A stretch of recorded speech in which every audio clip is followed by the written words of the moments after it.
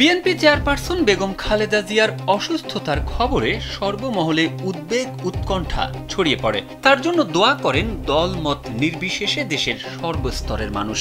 সাবেক প্রধানমন্ত্রীর অসুস্থতায় উদ্বেগ প্রকাশ করে দেশবাসীর কাছে দোয়া চেয়েছেন প্রধান উপদেষ্টা ডক্টর মোহাম্মদ ইউনূসও। শুধু তাই নয়, বিভিন্ন রাজনৈতিক দলের নেতারাও খালেদা জিয়াকে দেখতে হাসপাতালে যাওয়ার পাশাপাশি তার জন্য দোয়া কামনা করেছেন। 1981 সালের 30 মে প্রেসিডেন্ট জিয়াউর রহমানকে যখন হত্যা করা হয়, তখন খালেদা জিয়া ছিলেন নিতান্তই একজন গৃহবধূ।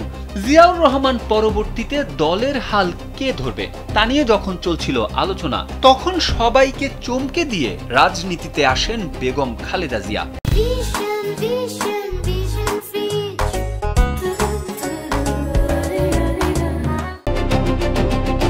বিএনপির ওয়েবসাইটে দেওয়া তথ্য অনুযায়ী 1982 সালের জানুয়ারি মাসে একজন রাজনৈতিক কর্মী হিসেবে খালেদা জিয়া আত্মপ্রকাশ করেন। ওই দিনই তিনি বিএনপির প্রাথমিক সদস্যপদ লাভ করেন।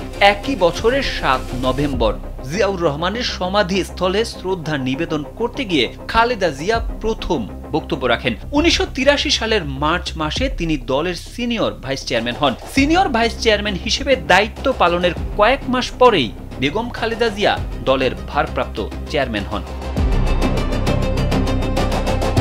খালেদা জিয়ার রাজনৈতিক সফলতা হলো তিনি 1980-র দশকে জেনারেল এরশাদের সামরিক শাসনের বিরুদ্ধে আন্দোলনের মাধ্যমে দেশ জুড়ে ব্যাপক পরিচিতি লাভ করেন। জেনারেল এরশাদের পতনের পর 1991 সালে যে নির্বাচন অনুষ্ঠিত হয়েছিল তাতে জয়লাভ করে বিএনপি।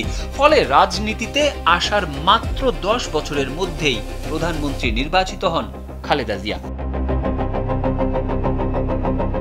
বিএনপি চেয়ারপারসন তার জীবনের প্রথম নির্বাচনেই 5টি আসন থেকে লড়ে 5টিতেই জয়লাভ করেছেন।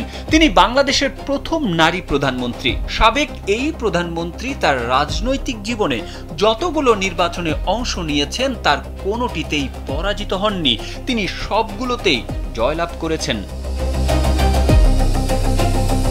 তারেক আহমেদ, কালবেলা।